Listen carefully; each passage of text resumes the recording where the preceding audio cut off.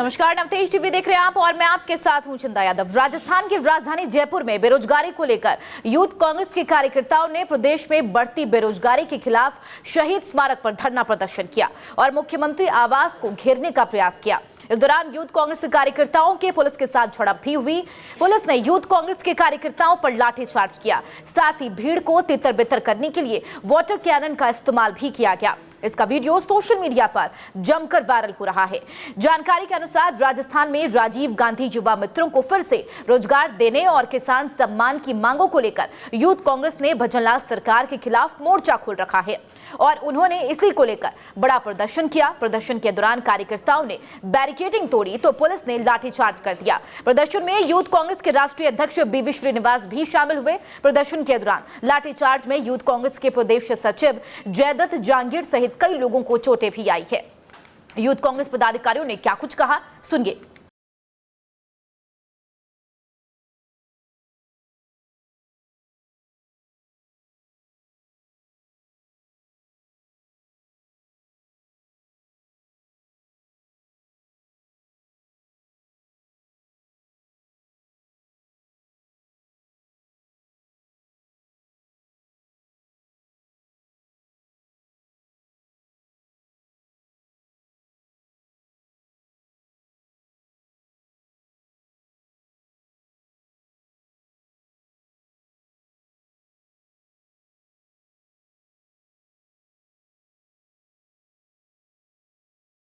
आज यूथ कांग्रेस के साथियों के नेतृत्व में हम लोग यहाँ शांतिपूर्ण तरीके से प्रदर्शन कर रहे थे, तो इस डबल इंजन की सरकार ने, रंगाबिल्ला की सरकार ने, इस हिटलर के भक्त ने हमें जो प्रसाद दिया है, राम आएंगे तो अंगना सजाएंगे, इन्होंने हमारे सीने पे, हमारी पीठ पे अंगना सजाया।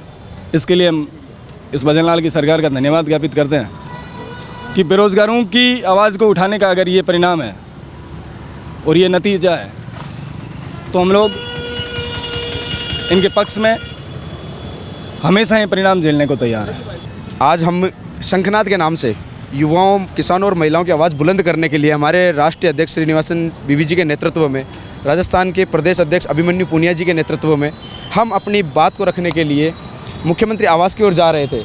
लेकिन मुख्यमंत्री के इतने ज़बरदस्त आदेश थे कि पुलिस ने हमें सिर्फ निकलते ही 100 मीटर की दूरी पर रोक लिया और रोका जो तो रोका, हमारे को इस प्रकार से घायल किया। आप कैमरों के अंदर देखेंगे कि लाठियां भांजी गई हमारे युवा साथियों पर और उसका परिणाम आप देखेंगे कि कितनी गहरी चोटें हमारे युवा साथियों को लगी है। कहीं ना कहीं ये जो बैठी हुई सरकार है, डबल इंजन की सरकार, ये युवाओं से, किसानों से इस प्रकार नफरत कर रही है कि इनको बोलता हुआ किसान और बोलता हुआ युवा खलता नहीं है, आंसू गैस के गोले छोड़ देता है। और अगर युवा अपनी बात को रखने के लिए जाता है तो वहाँ पर बैरिकेड्स लगाकर उन पर लाठियाँ भांजी जाती है। लेकिन मैं आपके चैनल के माध्यम से भजनलाल सरकार को खुली चेतावनी देता हूं कि आपने हमारे साथियों को गिरफ्तार किया और जेलों में लेकर जा रहे हो। कोई बात नहीं, अगर आपने पूरे राजस्थान को भी जेल में तब्दील कर दिया तो भी ये राजस्थान छोटा पड़ जाएगा, क्योंकि राजस्थान के युवा का इतना बुलंद हौसला है कि वो अपने किसान की आवाज़ को, महिला की आवाज़ को और युवाओं की आवाज़ को दबने नहीं देगा। इस खबर पर ज्यादा चर्चा के लिए हमारे संवाददाता सुरेंद्र न्यूज रूम लाइव हमारे साथ जुड़ गए हैं। सुरेंद्र, यूथ कांग्रेस का 2 बजे से प्रदर्शन लगातार जारी है। पहली मांग 5000 राजीव गांधी युवा मित्रों को रोजगार दी जाए। दूसरा, किसान जो लगातार मांग पर अड़े हुए हैं, एमएसपी पर कानून लाने को लेकर उनकी मांग को पूरी की जाए। फिलहाल अगर सबसे पहले बात कर ले राजीव गांधी युवा मित्रों के रोजगार देने को लेकर, तो बीवी श्रीनिवास का सीधे तौर पर कहना है कि 2014 में भी वादे किए गए थे कि तमाम खातों में 15-15 लाख आएंगे, लेकिन फिलहाल ऐसी स्थिति नहीं देखने को मिली। देखिए चंदा, आज की जो राजस्थान राजधानी पर जो तस्वीर आई है उस पर तो मैं सिर्फ इतना ही कहना चाहूँगा कि सरकार तेरी अदाओं के कायल बड़े हम भी हैं और सरकार के दिए हुए जख्मों से घायल हम भी हैं।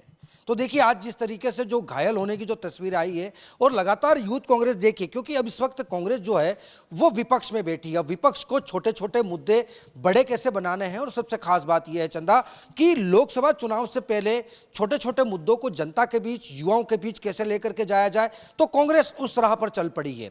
लेकिन अब देखिए कि जो मोदी ने 2014 से लेकर के लगातार बड़े मंचों से कहा भी था कि हर एक व्यक्ति का घर होगा और 15-15 लाख रुपए दिए जाएंगे। देखिए अभी तक कांग्रेस इन्हीं मुद्दों को लेकर के आसपास घूम रही है। हमेशा कांग्रेस को बड़ी लाइन खींचनी चाहिए, उसकी जगह कांग्रेस छोटी छोटी लाइन खींचते हुए सिमटती जा रही है। लेकिन यहां पर अब युवाओं को साधने का प्रयास किया जा रहा है। देखिए कि जब बीजेपी विपक्ष में थी तो बीजेपी किस तरीके से छोटे मुद्दों को बड़ा मुद्दा बना करके कांग्रेस सरकार को घेरने का प्रयास करती थी।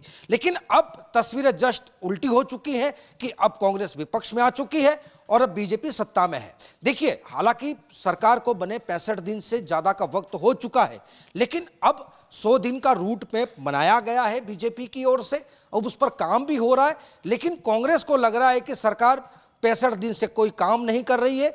लेकिन अब लगातार, चाहे हम इससे 2 दिन पहले की अगर हम बात करें तो देखिए कि 2 दिन पहले भी जो है वो क्राउड फंडिंग को लेकर के कांग्रेस के बड़ा आला अधिकारियों ने जो है वो धरना प्रदर्शन किया था।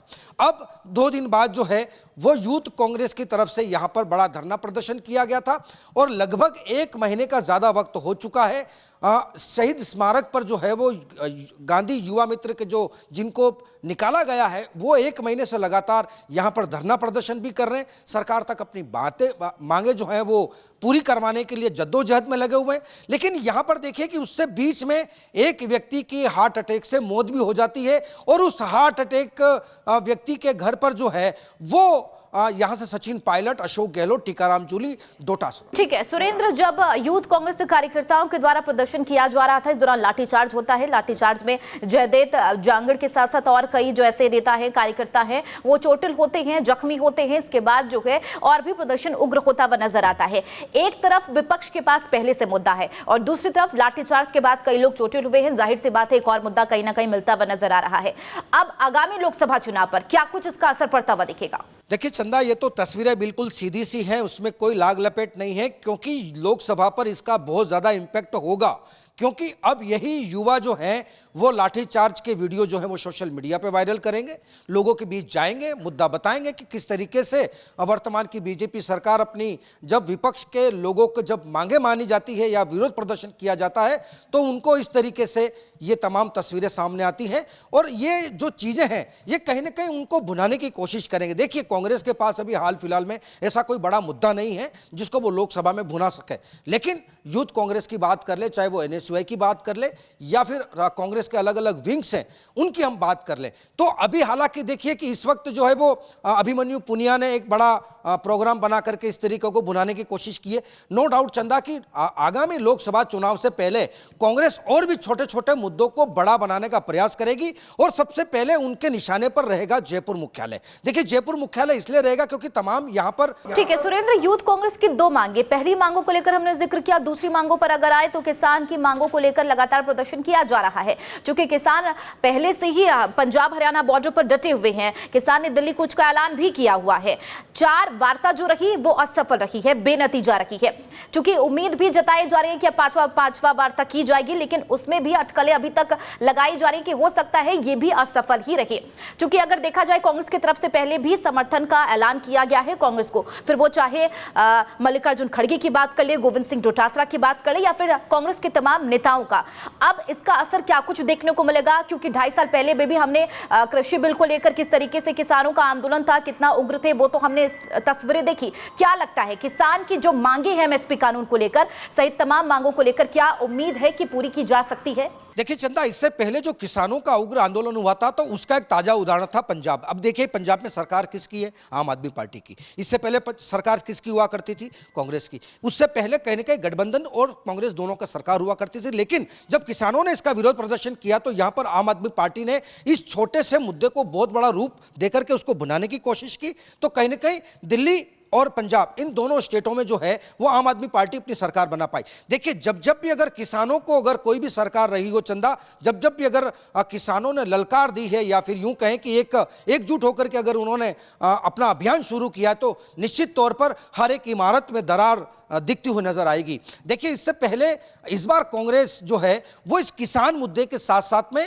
राजीव गांधी युवा मित्रों के सहारे लोकसभा चुनाव को साधने का प्रयास कर रही है, क्योंकि सबसे इंपॉर्टेंट चीज यह है कि देश का अन्नदाता या तो तस्वीर बदल देता है या फिर भूमि पर बिना, जिसको कह सकते हैं ना कि अनुपजाऊ भूमि पर भी अपना अन्न उगा सकता है, तो किसान के पास वो ताकत है। इसीलिए किसानों को जो है वो अपना वोट बैंक साधते हुए, किसानों की सहानुभूति को लेते हुए कांग्रेस जो है वो लोकसभा चुनाव पर पूरा टारगेट करेगी, युवाओं को साधने का प्रयास करेगी। लेकिन अब यहां पर तस्वीरें देखिए, लोकसभा में अगर किसानों की मांगे अगर लोकसभा चुनाव से पहले नहीं मानी गई या एमएसपी बिल पर किसी प्रकार की कोई वार्ता नहीं होती है, तो चंदा आगामी दिनों में यह तस्वीर बहुत भयावह रूप लेगी और कांग्रेस इस पर जो है वो तड़का लगा करके, और साथ साथ आम आदमी पार्टी या बाकी अन्य दल भी। बिल्कुल, यूथ कांग्रेस का प्रदर्शन लगातार देखने को मिला। दो मांगे हैं, एमएसपी कानून को लेकर किसानों की मांग पूरी की जाए और दूसरा 5000 राजीव गांधी युवा मित्रों को रोजगार दिया जाए। वाकई देखना अहम होगा कि क्या किसी तरीके से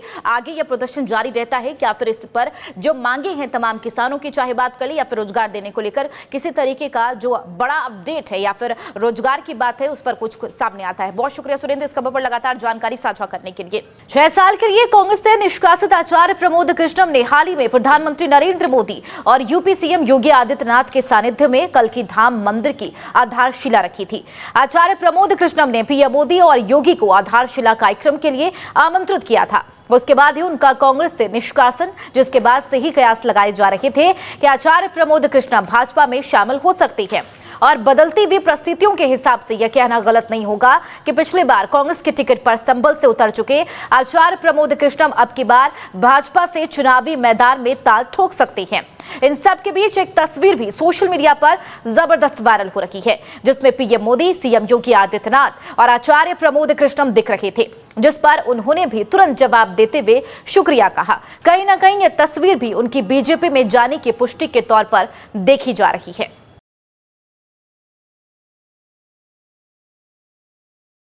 इस खबर पर ज्यादा चर्चा के लिए हमारे वरिष्ठ संवाददाता न्यूज रूम लाइव में उमंग माथुर हमारे साथ जुड़ गई। उमंग, जिस तरीके से प्रमोद कृष्णम ने कांग्रेस का साथ छोड़ दिया, 4 दशक का पुराना रिश्ता जो है, नाता जो है वो तोड़ दिया है, लेकिन अब पूरे तरीके से अटकलें तेज हो गई हैं। जो प्रधानमंत्री नरेंद्र मोदी आधारशिला रखने के लिए कल्की धाम पहुंचे थे, तब से ये तस्वीर वायरल हो रही है और उसके बाद कयास लगाए जा रहे थे कि अब बीजेपी का दामन थाम सकते हैं प्रमोद कृष्णम और संभल से उन्हें टिकट दिया जा सकता है। बिल्कुल चंदा, और सबसे पहले तो हम आपको ये बताना चाहेंगे कि आचार्य प्रमोद कृष्णन कहीं ना कहीं वो एक अकेले संत थे जो कांग्रेस पार्टी का हिस्सा थे, क्योंकि बीजेपी के अंदर साधु संतों की भरमार है। और कहीं ना कहीं आचार्य प्रमोद कृष्णन वो चेहरा थे जो कांग्रेस की तरफ से हिंदुत्व के हर मुद्दे पर बीजेपी से दो चार करते थे। बीजेपी के हर सवाल जवाब का बहुत ही हम कह सकते हैं प्रमुखता से और पूरे जोर से अपने जवाब देते थे। आज उन्हीं आचार्य प्रमोद कृष्णम को सिर्फ इस एक बात पर कि राम मंदिर को लेकर वो बहुत मुखर थे और उन्होंने इस चीज़ का मीडिया के अंदर आकर उन्होंने इस चीज़ पर बाइट भी दी थी, उसका विरोध भी करा था कि क्यों कांग्रेस आला कमान राम मंदिर के उद्घाटन समारोह में उनकी प्राण प्रतिष्ठा के अवसर पर नहीं जा रहा।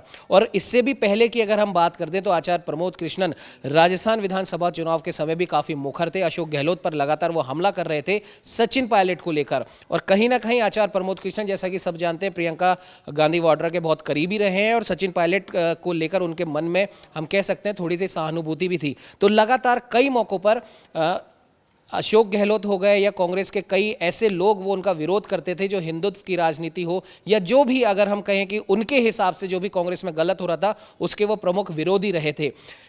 इतना सब होने के बाद भी उस समय आचार्य प्रमोद कृष्णम के खिलाफ कुछ नहीं किया गया, लेकिन जब राम का नाम आया, राम मंदिर का नाम आया, तब उन्होंने प्रमुख तौर पर और बहुत मुखर होकर अपने विचार उन्होंने साझा करे। और उसके बाद हम कह सकते हैं कि ताबूत में आखिरी कील साबित हुई संभल में कल की मंदिर की जो आधारशिला रखी जानी थी उसमें उन्होंने प्रधानमंत्री नरेंद्र मोदी और मुख्यमंत्री योगी आदित्यनाथ को न्योता दिया और प्रधानमंत्री नरेंद्र मोदी के द्वारा वो आधारशिला रखी गई। इसी को हम समझ सकते हैं कि वो आखिरी कड़ी साबित हुई जब प्रमोद कृष्णम को कांग्रेस की तरफ से 6 साल के लिए बाहर का रास्ता दिखा दिया गया। और तभी से कयास लग गए कि कहीं ना कहीं प्रमोद कृष्णन बीजेपी का दामन थाम सकते हैं और संभल से टिकट वो मांग सकते हैं लोकसभा की। उमंग जी, ऐसे में ये भी कह सकते हैं कि प्रधानमंत्री नरेंद्र मोदी ने कल्की धाम के शिलान्यास कर एक तीर से 2 निशाना साधा है। हालांकि कहा जाए तो 15 साल बाद वो संभल पहुंचे और संभल में पिछले लोकसभा सीटों की बात कर ले तो शफीकुर रहमान ने जीत दर्ज की थी, बीजेपी को करारी हार मिली थी।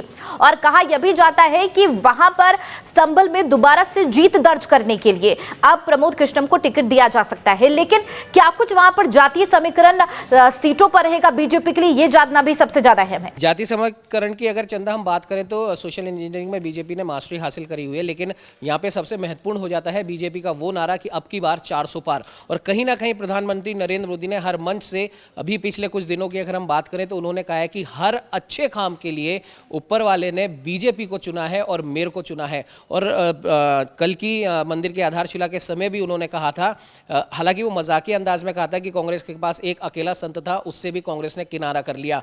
और सबसे बड़ी बात जो आपने जातीय समीकरण की बात करी उसमें तो बीजेपी माहिर रही, लेकिन साथ ही साथ कहीं ना कहीं ये बात बहुत महत्वपूर्ण है कि बीजेपी के पास में, प्रधानमंत्री नरेंद्र मोदी के पास में अपने आप चलकर मौके आ रहे हैं कि बीजेपी 400 पार के अपने उस नारे को फलीभूत कर ले। यहां पर एक छोटी सी बात मैं बताना चाहूंगा, राहुल गांधी इस समय न्याय यात्रा पर है और कल ही एक घटना हुई है जिसमें राहुल गांधी पत्रकारों पर भड़क गए और राहुल गांधी के समर्थकों ने पत्रकारों के साथ मारपीट कर ली। तो ये कुछ ऐसे मौके हैं जो लगातार थाली सजा के कांग्रेस बीजेपी को जीत का तोहफा लगातार दे रही है। इसमें बीजेपी का कुछ बड़ा हाथ है नहीं। चंदा, ठीक है, ऐसे में अगर संभल सीट की अगर बात कर ले तो वहां पर मुस्लिम बहुसंख्यक है और बताया यह भी जाता है कि 70 से ज्यादा आबादी है वहां पर, और पिछले बार दूसरे नंबर पर रही थी भारतीय जनता पार्टी लोकसभा चुनाव में। ऐसे में जितना आसान नहीं होगा उमंग जी, अगर देखा जाए संभल लोकसभा सीट की अगर बात कर ले तो। चंदा, इस बार माफ़ कीजिएगा आपको, मैं थोड़ा सा मैं इसमें इम्प्रूवमेंट कर दूं। इस बार आसान होगा और वो इसलिए होगा कि एक तरीके से पूरा भारत कहीं ना कहीं राममय हो चुका है और राम मंदिर के बाद में कल्कि अवतार, जो कि कलयुग में भगवान विष्णु के 10वें अवतार माने गए हैं, उनका एक बहुत बड़ा मंदिर बना है। और संभल क्षेत्र के अंदर जितने भी हिंदुत्ववादी लोग हैं जो कहीं ना कहीं राम मंदिर की प्राण प्रतिष्ठा से काफ़ी खुश थे, अब उनके पास दोहरी खुशी आ गई है भगवान कल्कि अवतार के उस मंदिर के लिए। और उस मंदिर की खास बात चंदा ये है कि उस मंदिर में भगवान विष्णु के 10 अवतारों की आधारशिला अभी और रखी जानी बाकी है। तो कहीं ना कहीं हिंदुत्व की ये धारा, राम मंदिर का ये जो पूरे हिंदुस्तान राममय हुआ है, ये कहीं ना कहीं बीजेपी को जीत की ओर अग्रसर जरूर करेगा। चंदा, ठीक है, ऐसे में अगर प्रमोद कृष्णन की बात कर ले तो हालांकि देखा जाए शुरुआत तौर पर से ही प्रधानमंत्री नरेंद्र मोदी का गुणगान करते हुए नजर आए हैं। उन्होंने हमेशा से कहा है कि प्रधानमंत्री एक यशस्वी नेता है और ऐसे ही प्रधानमंत्री की जरूरत है भारत देश को। हालांकि जब उन्होंने कांग्रेस का दामन छोड़ा तो एक के बाद एक तीर छोड़ते हुए नजर आए कांग्रेस पार्टी पर। अब यानी कि आरजेडी नेता अगर बात कर ले तेजस्वी यादव की जनविश्वास यात्रा को लेकर भी उन्होंने तंज कसा है। उन्होंने ये कहा है कि ये लोगों की जो दुकानें हैं ना, वो 2024 में पूरे तरीके से बंद हो जाएगी। बिल्कुल चंदा, कहीं ना कहीं इन सब के पीछे हम बार बार अपनी बात को दोहरा रहे हैं, इन सब के पीछे हिंदुत्व की एक वो बहुत बड़ी एक भावना है, एक वो एहसास है जो कहीं ना कहीं आचार्य प्रमोद कृष्णन, क्योंकि वो एक आचार्य हैं और कल की पीठाधीश्वर उन्हें बोला जाता है, तो कहीं ना कहीं हिंदुत्व की उनकी उस भावना को ठेस पहुंची थी कांग्रेस आलाकमान के उस निर्णय से जो उन्होंने राम मंदिर प्राण प्रतिष्ठा के मौके पर जाना अस्वीकार किया था। अब इसी को लेकर जितने भी लोग भाजपा के ऊपर या राम मंदिर के ऊपर आक्षेप कर रहे हैं, जितने भी लोग कल की मंदिर की प्राण प्रतिष्ठा का विरोध कर रहे हैं, इसे चुनावी स्टंट बता रहे हैं, उन सबको धीरे धीरे आचार्य प्रमोद कृष्णन अपनी तरीके से जवाब देते जा रहे हैं। और जाहिर सी बात है, संभल से अगर उन्हें भाजपा की सीट पर उन्हें उतारा जाता है तो कहीं ना कहीं उत्तर प्रदेश से बीजेपी का जो आंकड़ा है संभल का, अगर हम विशेष तौर पे बात करें तो वो बीजेपी की झोली में जरूर आकर गिरने वाला है। ठीक है, एक आखिरी सवाल उमंग जी, 2019 में लखनऊ से उन्होंने चुनाव लड़ा था, अगेंस्ट में रक्षा मंत्री राजनाथ सिंह थे। जाहिर सी बात है ऐसे में हार का सामना करना पड़ा, लेकिन ऐसे में भारतीय जनता पार्टी की इस बार क्या कुछ खास रणनीति होगी? क्योंकि अगर देखा जाए राजनीति के तौर पर कोई बड़े चेहरे नेता नहीं रही है प्रमोद कृष्णन। चंदा, कांग्रेस की अगर बात करें तो कांग्रेस के लिए एक हिंदुत्व के चेहरे के रूप में आचार्य प्रमोद कृष्णन एक बड़ा चेहरा थे, लेकिन बीजेपी में उनको विरोधी नहीं माना जा रहा था। और पिछली बार के भी चुनाव की अगर बात करें तो उन्होंने सिर्फ एक चुनौती के रूप में उन्होंने लिया था, जो वो चुनौती उनके लिए ही घातक सिद्ध हो गई और उन्हें रक्षा मंत्री राजनाथ सिंह के सामने हार का मुंह देखना पड़ा। लेकिन अब क्योंकि वो बीजेपी में आ चुके हैं, क्योंकि वो भी एक हिंदुत्ववादी एजेंडा वो चलाते हैं और बीजेपी का जो राम मंदिर का जो एक ऐसा हथियार है, वो कहीं ना कहीं उसका समर्थन करना, उसके समर्थन के चक्कर में जो उन्हें सजा मिली है वो भी पूरी जनता ने देखी है, ये उनकी सहायता जरूर करेगी। ठीक है, बहुत बहुत शुक्रिया उमंग जी इस खबर पर लगातार जानकारी साझा करने के लिए। बहरहाल प्रमोद कृष्णन ने कांग्रेस का दामन छोड़ दिया है और अब कयास लगाए जा रहे हैं कि भारतीय जनता पार्टी उन्हें संभल लोकसभा से टिकट देगी, लोकसभा सीट से टिकट देगी और आगे कहीं ना कहीं संभल सीट पर भारतीय जनता पार्टी जीत हासिल करेगी। वाकई देखना अहम होगा कि किस तरीके से समीकरण बैठाए जाएंगे और क्या प्रमोद कृष्णन जीत हासिल कर पाते हैं या फिर नहीं। बढ़ेंगे आगे। राजस्थान के मुख्यमंत्री भजनलाल शर्मा ने 3 महत्वपूर्ण पदों पर अपने 3 करीबियों को नियुक्ति दी है। जयपुर में सचिवालय के मुख्य भवन में आनंद शर्मा ने पदभार संभाल लिया। आनंद शर्मा सीएम भजनलाल शर्मा की मीडिया समन्वयक बनाई गई है। पूजा पाठ और मंत्रोच्चारण के बाद आनंद शर्मा ने पदभार ग्रहण किया। मुख्यमंत्री ने मीडिया सलाहकार के रूप में हिरेन जोशी को नियुक्त किया है। हिरेन जोशी पत्रकारिता क्षेत्र से जुड़े हैं। बता दें, सतीश सरीन को जन समन्वयक अधिकारी का जिम्मा सौंपा गया है। इस दौरान डीआईपीआर के अधिकारी और कर्मचारी मौजूद रहे और डीआईपीआर कमिश्नर सुनील शर्मा भी मौजूद रहे। राजस्थान के मुख्यमंत्री भजनलाल शर्मा ने 3 महत्वपूर्ण पदों पर अपने 3 करीबियों को नियुक्ति दी है। इस पर हमारे संवाददाता ने खास बातचीत की, आइए सुनाते हैं।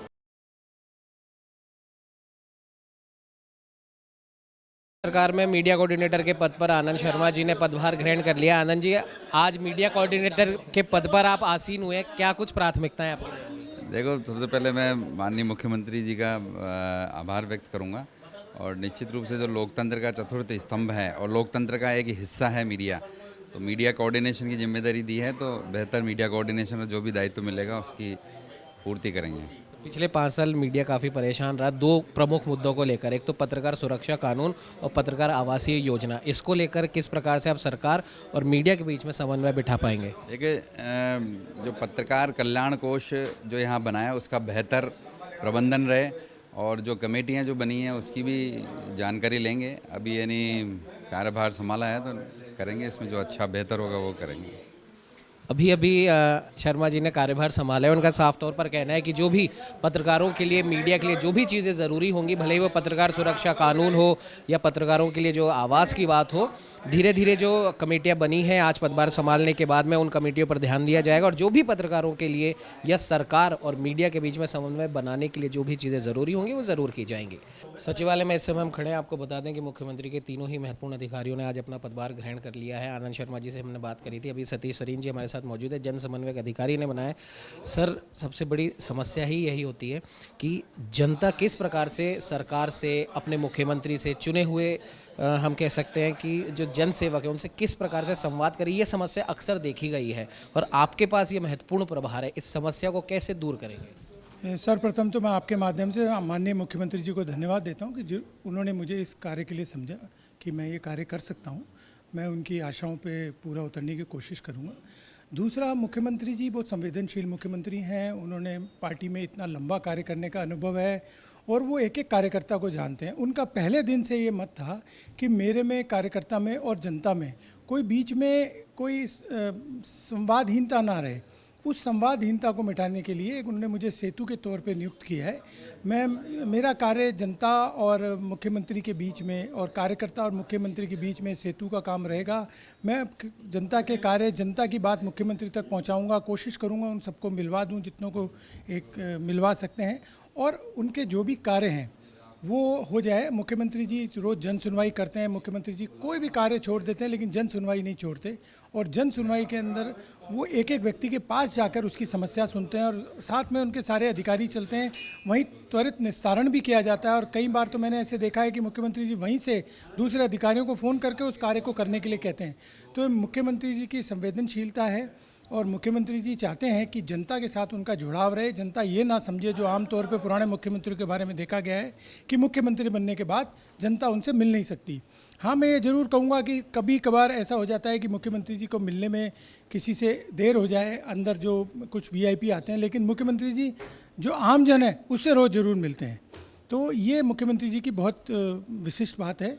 उसके लिए मैं मुख्यमंत्री जी का बहुत हृदय से आभार व्यक्त करता हूँ। हमारे साथ सतीश सरीन जी, इनका साफ तौर पर कहना है कि मुख्यमंत्री जी ने जो जनता और सरकार के बीच में एक जो सेतु बनाने का जो काम कराया उसको, उस जिम्मेदारी पर ये बखूबी खरा उतरेंगे और अभी भी एक मैकेनिज्म इन्होंने डेवलप किया है कि जितनी भी जनसुनवाई हो वो बराबर हो और जनता से जुड़े जो भी समस्याएं हैं वो मुख्यमंत्री जी तक पहुँचे और जल्द से जल्द उनका निराकरण हो सके और आगे भी इसी कार्य को ये ऐसे ही जारी रखेंगे। सचिवालय में हम खड़े हैं, हमारे साथ राजस्थान सरकार में मीडिया सलाहकार हिरेन जोशी जी, जिनको एक लंबा पत्रकारिता का अनुभव भी रहा है, हमारे साथ में मौजूद हैं। सर, पहले तो बहुत बहुत बधाई, एक बड़ी जिम्मेदारी आपको दी है मीडिया सलाहकारी की। किस प्रकार से देखते हैं और आगे क्या कुछ भूमिका में आप रहेंगे और कार्य करेंगे? मैं मतलब मुझे ज़्यादा नहीं बोलना चाहिए, ना मेरा ये काम है, लेकिन जो गिलहरी की भूमिका जो सागर पर सेतु बांधने के समय थी उससे ज़्यादा भूमिका नहीं है, क्योंकि भूमिका असली तो कार्यकर्ताओं ने निभाई है, जिसके कारण ये सारे कद पद सब आए हैं और मुझे उस कारण एक जगह है जहाँ बैठाया गया, इसके उचित समझा गया है, तो मुझे उस विश्वास पर खरा उतरना है निसंदेह, और जो अंत्योदय का सपना है उसी में ही हमें भी लगना है। अंत्योदय की आपने बात करी और अभी अभी कुछ देर पहले का आदेश पारित हुआ है मुख्यमंत्री कार्यालय से, मुख्यमंत्री जी भी अब आम लोगों की तरह सड़क पर निकलेंगे, इसे किस प्रकार से देखें? अब बस इसे एक ही बात है कि जो कहा गया था वो किया जा रहा है। मतलब ये आम लोग, जो आम जनता के बीच के लोग जब सत्ता में आते हैं 2014, उससे पहले अटल बिहारी वाजपेयी जी, तो ये जो आम लोगों के बीच के व्यक्ति जब सत्ता में आते हैं तो आम लोगों के दर्द की अनुभूति उन्हें होती है और उसे दूर करने के जो प्रयास किए गए ये वही है। सर, एक अंतिम सवाल ये है, आपको भी लंबा एक पत्रकारिता का अनुभव रहा है, राजस्थान में भी आपने कई मीडिया समूह में अपनी सेवाएं दी हैं। राजस्थान में पिछले लंबे समय से पत्रकारों की दो विशेष मांग सरकारों से रही हैं पूर्ववर्ती, एक तो पत्रकार सुरक्षा और पत्रकार आवास, इस पर क्या कुछ आप करने वाले हैं? सर, पत्रकारों की सुरक्षा क्या, पूरे राजस्थान की सुरक्षा ही प्राथमिक है और इनके लिए जो 24 घंटे जागे रहते हैं सड़कों, उनकी सुरक्षा तो मतलब बिल्कुल मेरी उसमें जो परम भूमिका होगी। आप लोग मुझे समय समय पर सावचेत करिए हमें क्या करना है, तो मैं आपके साथ, मेरी जो भूमिका आप तय करेंगे उसमें रहेगी और इसमें कोई संदेह नहीं है। जो कुछ लोगों ने मामले उलझाए थे, ईश्वर करे कि वो सुलझ जाएंगे। बस इसमें मेरी भूमिका इसलिए नहीं है कि मैं माध्यम रहूँगा, आपकी पीड़ा दर्द सबकी है, वो निश्चित रूप से जहाँ ध्यान होना चाहिए वहाँ मेरे से पहले ही ध्यान है। अगर कुछ होता भी है तो उसमें मेरा नहीं है, वो बहुत ही ज़्यादा चिंता करने वाले लोग अब सरकारों में बैठे हुए हैं। ये थे हमारे साथ हिरेन जोशी जी, इनका साफ तौर पर कहना है जो भी भूमिका इन्हें दी गई है उसका ये सर्वप्रथम तो सबसे पहले तो उन्होंने धन्यवाद दिया है और दूसरी सबसे बड़ी बात है अपनी भूमिका को ये पूरी तरह से निर्भर करेंगे और मीडिया सलाहकार के रूप में ये है मीडिया से जुड़ी जो भी समस्याएं अभी तक जो चल रही है उनका भी यथाशीघ्र निस्तारण करने की ये पूरी कोशिश करेंगे। सहयोगी कैमरामैन कुलदीप के साथ उमंग माथुर, नवतेज टीवी, जयपुर। हरियाणा पंजाब के शंभू बॉर्डर पर किसानों ने दिल्ली कूच करने की तैयारी कर ली है। किसानों ने नए उपकरण का इस्तेमाल कर बैरिकेडिंग तोड़ने का प्रयास किया तो पुलिस को उन्हें काबू करने के लिए आंसू गैस के गोले छोड़ने पड़े। वहीं दिल्ली के भी सभी बॉर्डरों को सील कर दिया गया है। दिल्ली बॉर्डर पर पुलिस और पैरामिलिट्री फोर्स के जवानों ने मोर्चा संभाल रखा है। लंबा जाम होने से लोगों को परेशानियों का सामना भी करना पड़ रहा है।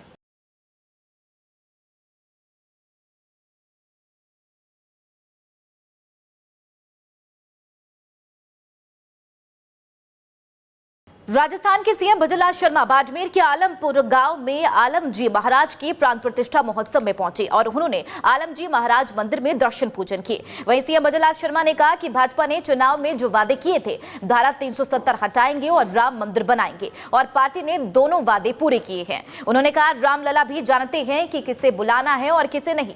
उनकी मती मारी गई थी, वे तो दर्शन करने भी नहीं आए। वहीं किसान आंदोलन पर सीएम भजनलाल शर्मा ने कहा कि हमने किसान सम्मान निधि बढ़ाने का फैसला किया और जल्द ही इसे बढ़ाया जाएगा।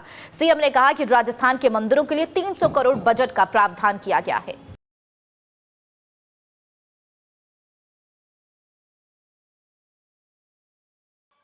हमने 2 वायदे किए थे और वायदे थे हमारे, हमने हर घोषणा पत्र में, हमारे लोकसभा चुनाव के हर घोषणा पत्र में लिखा था कि पूर्ण बहुमत के साथ आएंगे, धारा 370 को हटाएंगे, पूर्ण बहुमत के साथ आएंगे, राम मंदिर का निर्माण करेंगे। विरोधी लोग कहते थे कि धारा 370 को नहीं हटा सकते, खून की नदियां बह जाएंगी। यह भारतीय जनता पार्टी का जुमला है। इस जुमले के आधार पर वोट मांगते हैं। हमने कहा हमारा कोई भी हम जो कहते हैं वो जुमला नहीं होता है, क्योंकि देश के यशस्वी प्रधानमंत्री नरेंद्र मोदी जो कहते हैं वो करते हैं और करते हैं वो ही कहते हैं। मैंने कहा था कि राजस्थान का युवक इस नकल से बहुत परेशान था। 19 में से 17 पेपर आउट हुए थे। हमने कहा हम एसआईटी गठित करेंगे। युवाओं के साथ जो धोखा हुआ है उसको हम, युवाओं के साथ जो कुठाराघात है, युवाओं के मन में जो तड़पन है, युवाओं के साथ जो धोखा किया है उसको बख्शेंगे नहीं। और आज भी आपसे कहना चाहता हूं, हमारी एसआईटी काम कर रही है। 25 लोगों को गिरफ्तार पहले किया था। अभी 2 दिन पहले आपने देखा होगा नेपाल से 2 लोगों को लेकर के आए हैं और 4 लोगों को गिरफ्तार करने का काम कल भी किया है। युवाओं के साथ जो गुंडाराज सरकार करे, युवा हमारा देश का भविष्य होता है। युवा के मन में तड़पन होती है, युवा के मन में करने का जज्बा होता है। उस जज्बा को कम करने का जब जिसने काम किया है उसको किसी भी कीमत पर नहीं बख्शा जाएगा।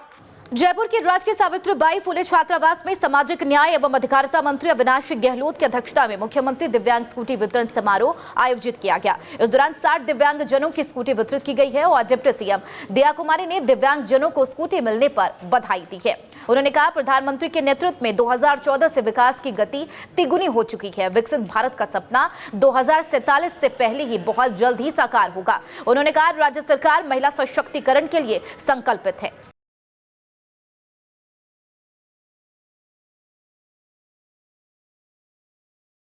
राज्यसभा सांसद मदन सिंह राठौर का दिल्ली से पाली लौटते समय साहू समाज और भारतीय जनता पार्टी के कार्यकर्ताओं ने भव्य स्वागत किया। सांसद मदन सिंह राठौर ने पत्रकारों से बातचीत करते हुए कहा कि विधानसभा और लोकसभा राज्यसभा से अलग है, इसमें मुद्दों पर चर्चा होती है, न कि शोर शराबा। उन्होंने बताया कि प्रदेश में डबल इंजन की सरकार बन चुकी है, जिससे अब क्षेत्र के विकास में 4 चांद लग जाएंगे। उन्होंने बताया कि पूर्व प्रधानमंत्री अटल बिहारी वाजपेयी की योजना को साकार करने के लिए चारों ओर नदियों का जाल बिछाने का प्रयास किया जा रहा है।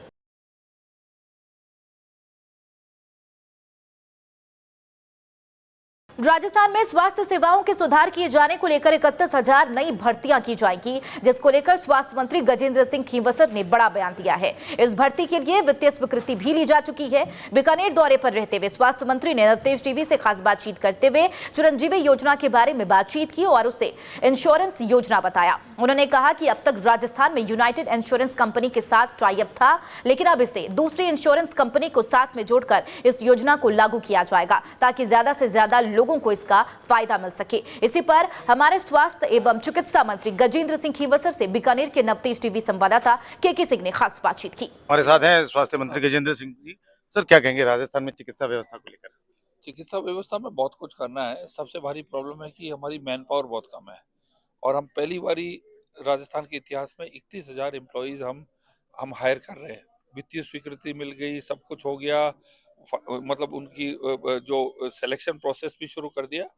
आपके अगले 1-2 महीने के बाद ये धीमे धीमे होते हुए 6-7 महीने के अंदर हो जाएगा। जो 31,000 हमें मैन पावर मिलते ही ये विभाग के अंदर हमें ये आशा है कि इसमें चेंज आएगा। नई चिरंजीवी योजना के बजाय आयुष्मान जो भारत वाली जो योजना है, इसको डबटेल करके हम उस योजना को बहुत बढ़िया बनाएंगे। ये हमारी, जैसा कि आप कह रहे हैं पुरानी चिरंजीवी योजना में लाभ नहीं मिला जनता को, तो क्या माने अब लाभ मिलेगा? से मिलेगा भाई 25 लाख किसको मिला? 25 लाख किसको मिला? 20 लाख किसको मिला? 15 लाख कोई नहीं मिला। एक जने को मिला 13 लाख। तो ये क्या है? ये योजना किसके लिए थी? अस्पतालों के लिए थी, ऐसा माने है। अब ये तो विषय एक अलग से विषय है कि इसमें तो पैनल इंस्टीट्यूशंस भी आए थे। उसमें देखिए, इम्पोर्टेंट चीज तो ये है इसके अंदर, आप अपनी चॉइस का डॉक्टर, अपना हॉस्पिटल चुनना। अब क्वेश्चन ये है कि जो इंश्योरेंस, ये एक तरीके से इंश्योरेंस है जी। ये पैसा जो है ना, ये एक तरह से प्रीमियम भर रहे है सरकार। वो जो है, वो जो प्रीमियम एजेंसीज या एजेंसी और हॉस्पिटल एम्पैनलमेंट, ये 2 बड़े इश्यूज है। क्योंकि आपका हॉस्पिटल है, आपको ये गारंटी हो जाता है कि हम आपको रोज की 1000 MRI और CT स्कैन देंगे, तो वही CT स्कैन आप 8,500 का जो मार्केट वैल्यू है वो आपको 2,500 में मिलेगा। तो ये एम्पैनलमेंट जो एजेंसीज जो हैं, अभी तो न्यू इंडिया इंश्योरेंस एक ही था, इसको ओपन आउट करके प्राइवेट को, जैसे आप गाड़ी नहीं खरीदते हैं तो आप न्यू इंडिया इंश्योरेंस से नेशनलाइज से भी करा सकते हो, आप नेशनल इंश्योरेंस से भी करा सकते हो, और आप अपने जो है टाटा AG और ये इनसे करा सकते हो। तो इंश्योरेंस एजेंसीज का फर्स्ट तो है ये पब्लिक एंड इंश्योरेंस एजेंसी, और then insurance agency and good hospitals जिनको वॉल्यूम बिजनेस। क्या जिन्होंने नाजायज फायदा उठाया, अस्पतालों की बात करें चाहे लोगों ने, उनकी क्या ऊपर जांच करवाएंगे आप लोग? अब पुरानी बात छोड़ो, जब आगे देखना। और अगर हम बात करें कांग्रेस छोड़ के, जैसे कल ही मालवीय जी आए हैं, इसी तरह, हाँ, क्या माने क्या लोग उकता गए हैं या प्रेशर देके उनको बुलाया जा रहा है? प्रेशर नहीं, उनको, वो होशियार लोग हैं भाई, बेवकूफ थोड़ी ना। उनको दिख रहा है हवा किस तरफ चल रही है, उनको मालूम है कि बादल कहाँ है और बरसात कहाँ गिरने वाली है। तो वो तो अपना स्वयं अपना खुद का भला सोच के आ रहे हैं। हमने कोई ईडी वीडी लगा के नहीं किया कुछ ऐसे। ये गलत बात है, ये ईडी वाला सांप है ना, इसको आपने बहुत बड़ा फन दे दिया आपने।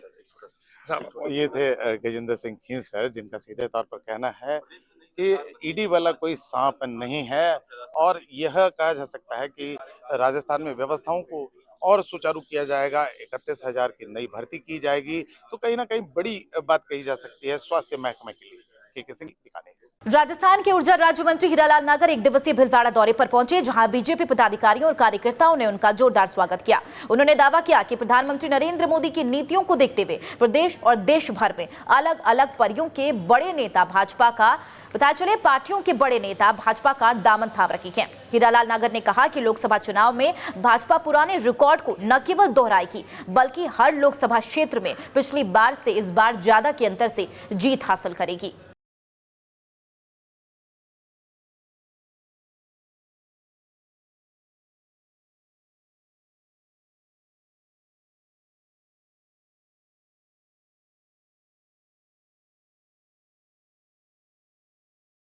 बीकानेर के नवनियुक्त डिविजनल कमिश्नर वंदना सिंघवी एक्शन मोड में नजर आ रही है। उन्होंने अधिकारियों के साथ बैठक कर उन्हें जन सेवा करने के निर्देश दिए। डिविजनल कमिश्नर वंदना सिंघवी ने कहा कि सरकारी कार्यालयों में कर्मचारियों की लेट लतीफी बर्दाश्त नहीं होगी और सभी अस्पतालों में जाकर व्यवस्थाओं का निरीक्षण किया जाएगा। हमारे संवाददाता के सिंह ने बीकानेर के डिविजनल कमिश्नर वंदना सिंघवी से खास बातचीत की।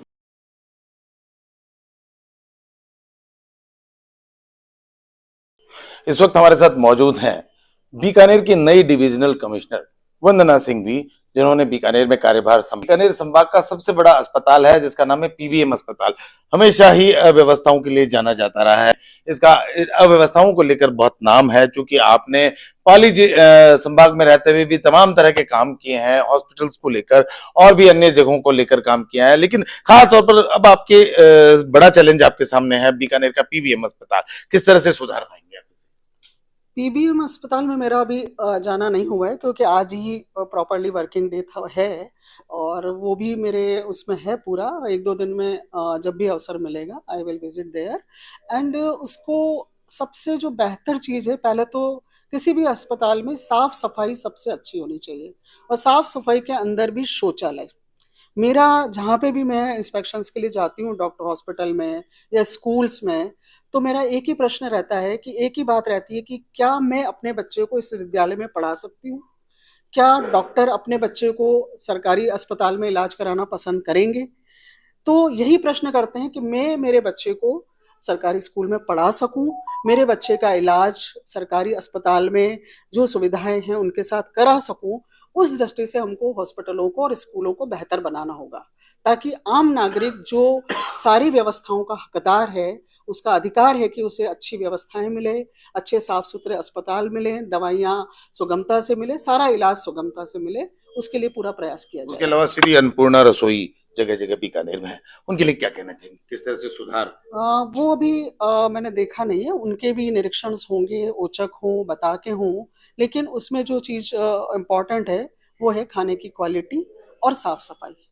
और जो अभी राजस्थान की नई सरकार है, उनका श्री अन्न का जो मोटे अनाज का भी उन पर इनपुट होना चाहिए उसकी डाइट में, वो भी पूरा इंश्योर किया जाएगा और ये सुनिश्चित किया जाएगा कि जो भी व्यक्ति पात्र व्यक्ति है या जो भी व्यक्ति वहाँ भोजन कर रहा है, वो एक अच्छे वातावरण में, खुशनुमा वातावरण में, स्वच्छ वातावरण में पौष्टिक आहार प्राप्त कर सके। बीकानेर में प्राथमिकताओं को लेकर बात करें, बीकानेर में अनूपगढ़ और बीकानेर और श्री गंगानगर, हनुमानगढ़ 4 जिले हैं। इनको प्राथमिकता की बात करें तो क्या कुछ खास?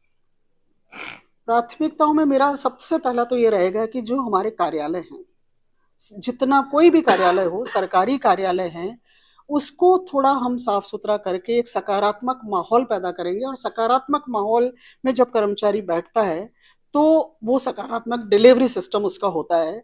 साफ सुथरे वातावरण में बैठेगा, फाइलें तरतीब से जमी होगी, रिकॉर्ड का व्यवस्थीकरण होगा, टेबलों पे धूल मिट्टी नहीं होगी, तो जो कर्मचारी है वो भी एक अच्छा सा पॉजिटिव एनवायरनमेंट में काम करेगा। और जब पॉजिटिव एनवायरनमेंट में व्यक्ति कार्य करता है तो उसका डिलीवरी सिस्टम बेहतर होता है, यह पक्का। देखिए, निश्चित रूप से वंदना सिंघवी का कहना है, जो कि बीकानेर की डिविजनल कमिश्नर है। सीधे तौर पर वे कह रही हैं कि लेट लतीफी की व्यवस्था सरकारी कार्यालयों में जहां सुधरेगी, वहीं अस्पतालों में एक तरह से साफ सफाई व्यवस्था को देखते हुए और तमाम सभी सुविधाओं युक्त अस्पताल को बनाया जाएगा। उधर पुलिस ने जेईएन भर्ती परीक्षा के पेपर लीक गिरोह का 50,000 का इनामी गिरफ्तार किया है। यह आरोपी सरकारी कर्मचारी है। एसओजी पुलिस ने 50,000 इनामी बदमाश के साथ 3 अन्य आरोपियों को भी गिरफ्तार किया। राजस्थान जूनियर इंजीनियर भर्ती परीक्षा में पेपर लीक करने वाले गिरोह के 50,000 इनामी बदमाशों को गिरफ्तार किया गया। एसआईटी प्रभारी एडीजी वीके सिंह ने प्रेस वार्ता कर मामले का खुलासा किया। उन्होंने बताया कि इस मामले में साल 2020 में प्रकरण दर्ज कराया गया था, जब 9 दिसंबर 2020 को कर्मचारी चयन बोर्ड के आयोजित कनिष्ठ अभियंता भर्ती परीक्षा में शहीद दिग्विजय सिंह सुमेल स्कूल के तृतीय श्रेणी के अध्यापक राजेंद्र यादव ने स्ट्रांग रूम में शील्ड पैकेट में पेपर लीक किया था। बता दें, मामले में अब तक पुलिस ने 24 अभियुक्तों की गिरफ्तारी कर चुकी है और बाकी आरोपियों की गिरफ्तारी के प्रयास जारी है। पुष्कर में कांग्रेस सरकार में करीब 8 महीने पहले निलंबित किए गए भाजपा बोर्ड के अध्यक्ष कमल पाठक को राज्य सरकार ने बहाल कर दिया है। इस मामले में स्वायत्त शासन विभाग के निदेशक और संयुक्त सचिव ने पालिका अध्यक्ष पाठक को बहाल करने के आदेश जारी किए। बहाली के बाद पुष्कर में भाजपा समर्थकों में खुशी की लहर छा गई। पुष्कर सरोवर के वैदिक मंत्रोच्चार के साथ पूजा अर्चना के बाद पालिका अध्यक्ष कमल पाठक ने प्राचीन बड़ा गणेश जी मंदिर का आशीर्वाद दिया।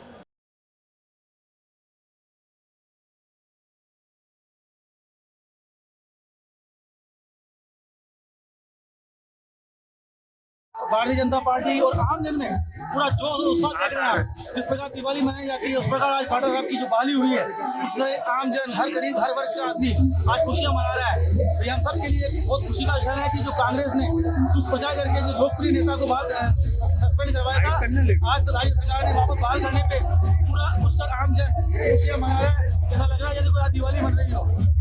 देखिए, पूर्ववर्ती कांग्रेस सरकार ने देशतापूर्वक झूठे आरोप लगाकर पालिका अध्यक्ष कमल जी पाठक को निलंबित किया था।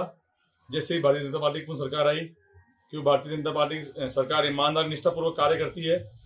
जब हमसे मिलने गए सीएम साहब से और हमारे कैबिनेट मंत्री सुरेश सिंह जी से, उन्होंने हमें आश्वस्त किया कि वापस बहाल किया जाएगा।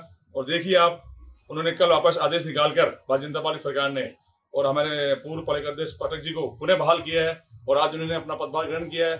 भारतीय जनता पार्टी संगठन की ओर से मैं हमारे मुख्यमंत्री जी, प्रदेश अध्यक्ष जी एवं कैबिनेट मंत्री सुरेश सिंह जी को बहुत बहुत धन्यवाद देना चाहता हूं, आभार प्रकट करता हूं। रुपाली की ग्रेनाइट खदान में 6 मजदूरों पर चट्टान गिर गई, जिससे 3 मजदूरों की मौत हो गई, वहीं 3 घायल बताए जा रहे हैं। हादसा पाली जिले के गूडा इंदुला थाना क्षेत्र के पास का है। घटना की जानकारी मिलने पर पुलिस मौके पर पहुंची, वहीं घायलों को अस्पताल में भर्ती कराया गया है। घटना से इलाके में सनसनी फैल गई। मौके पर अफरा तफरी और चीख पुकार मच गई। ये करीबन 9:30 बजे की घटना है। 5-7 मजदूर अंदर काम कर रहे थे। अचानक से नीचे मजदूर काम करते करते ऊपर से कोई क्रैक पत्थर था, वो अचानक चला गया नीचे। उस पत्थर के गिरने से इन मजदूरों की 3 की डेथ हुई है, 1 घायल है, वो जो एमडी में उसको रेफर किया। सरकार और किसानों के बीच चौथे दौर की बातचीत फेल होने के बाद किसानों ने दिल्ली कूच का ऐलान किया है। पंजाब में चल रहे किसान आंदोलन के समर्थन में भारतीय किसान यूनियन भी ट्रैक्टर मार्च निकाल रही है। विभिन्न जिलों में अलग अलग रास्तों से किसान ट्रैक्टरों पर सवार होकर कलेक्टर तक पहुंची। वहीं सहारनपुर संयुक्त मोर्चा के आह्वान पर बड़ी संख्या में ट्रैक्टर पर सवार होकर किसान निकले। जिलाधिकारी कार्यालय के गेट के बाहर पुलिस मौजूद रहा। वहीं प्रशासन ने मुख्यालय का गेट भी बंद कर रखा था। किसानों की मांग है कि सरकार जल्द से जल्द उनकी मांगों को माने, नहीं तो प्रदर्शन और ज्यादा उग्र किया जाएगा।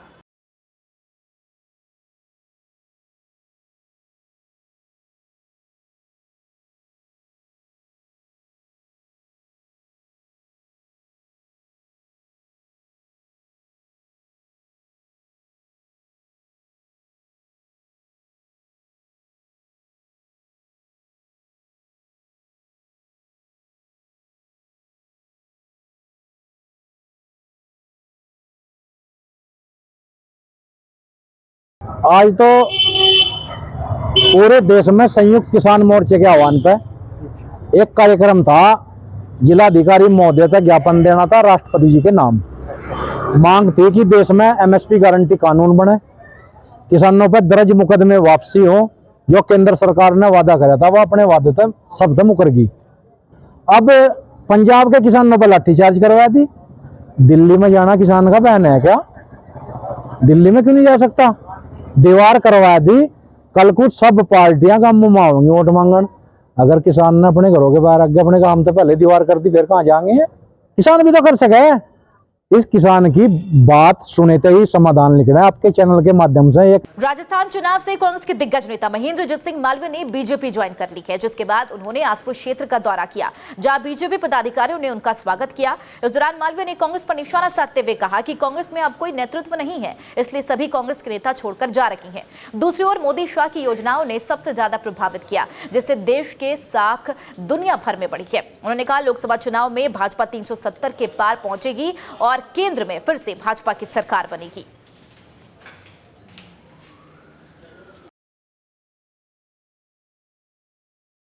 कांग्रेस पार्टी टूटन की ओर है, नेतृत्व विहीन हो चुकी है। बड़े बड़े नेता कांग्रेस पार्टी छोड़ के भाजपा में जा रहे हैं। तो मैं भी एक पढ़ा लिखा आदमी हूँ, सुख दुख और भलाई कहाँ हो सकती है इसको समझ सकता हूँ मैं, और इसमें मेरा कोई स्वार्थ नहीं है। मेरा स्वार्थ है वागड़ और मेवाड़ का विकास हो, मोदी साहब की इस वागड़ की धरती के ऊपर दृष्टि रहे, ज़्यादा से ज़्यादा हम धन खींच के लाएं और इस इलाका का विकास करें। यही मेरा मुख्य कारण है। सिद्धार्थनगर जिले के जोगिया थाना क्षेत्र में जोगिया सजनी मुख्य मार्ग के पास खेत में एक बोरी में 35 साल युवक का शव मिलने से सनसनी फैल गई। बताया जा रहा है कि युवक 17 फरवरी से लापता था। इस संबंध में उसकी पत्नी की तरफ से थाने में गुमशुदगी की रिपोर्ट भी दर्ज कराई गई थी। युवक की मां ने हत्या का आरोप ससुराल के लोगों पर लगाया है। इस मामले को लेकर अपर पुलिस अधीक्षक सिद्धार्थ ने बताया कि उन्हें एक बोरी में संदिग्ध चीज पड़ी मिली। तत्काल मौके पर पहुंची पुलिस ने बोरे को खुलवाया तो उसके अंदर एक 35 वर्षीय युवक का शव बरामद हुआ।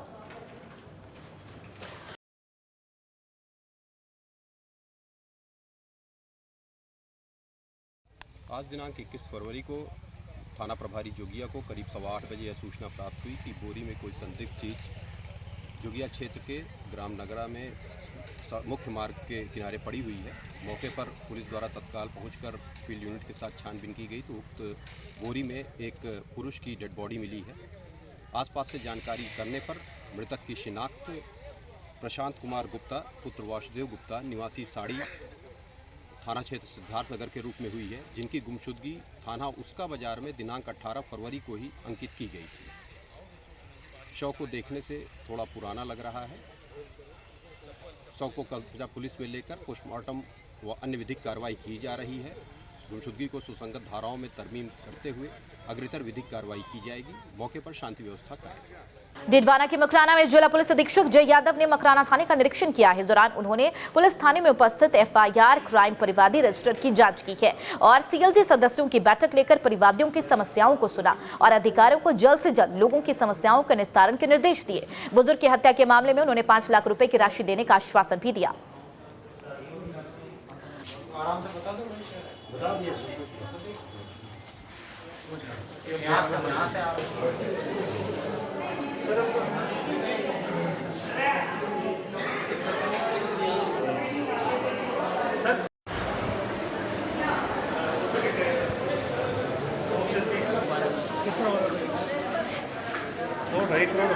हो जाता है। ये अपना रजिस्ट्रेशन कलेक्टर साहब है।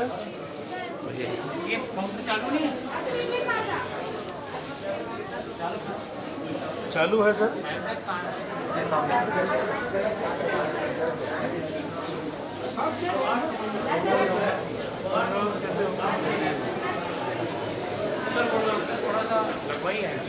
आप बोलिए।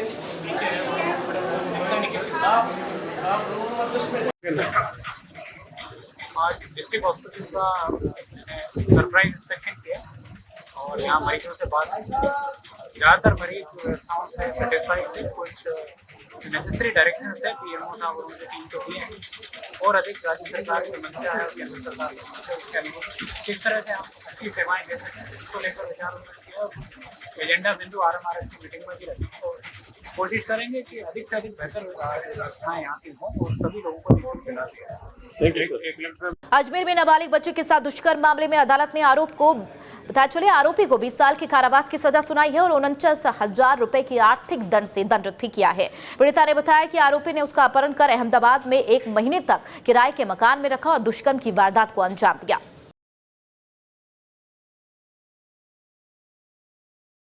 देखिए, आज पोक्सो कोर्ट के विशिष्ट न्यायाधीश श्री बन्नालाल जाट जी द्वारा पोक्सो एक्ट के आरोपी को 20 वर्ष का कठोर कारावास और 49 1000 रुपये के अर्थदंड से दंडित किया है। घटनानुसार परिवादी ने मांगलियावास थाने के अंदर 19 मार्च 2023 को एक रिपोर्ट इस आशय की पेश की थी कि रात्रि को 9:30 बजे उसकी बच्ची घर थी और घर से बाहर बैठी हुई थी चबूतरी पर, वहाँ से अचानक गायब हो गई। उसको काफ़ी ढूंढा, तलाश किया, नहीं मिली। सारे रिश्तेदारों से पूछताछ की तो उसकी बच्ची उसे नहीं मिली। तो उसने उस मोहल्ले के रहने वाले पूछताछ में पता चला कि वहीं पर रहने वाला एक व्यक्ति भी गायब है, जिसकी रिपोर्ट उसने पुलिस थाना मांगलियावास पर 19 तारीख को दी और पुलिस ने उसमें मुकदमा दर्ज करा और 1 माह बाद बच्ची को अहमदाबाद से दस्तयाब करके लेकर आए।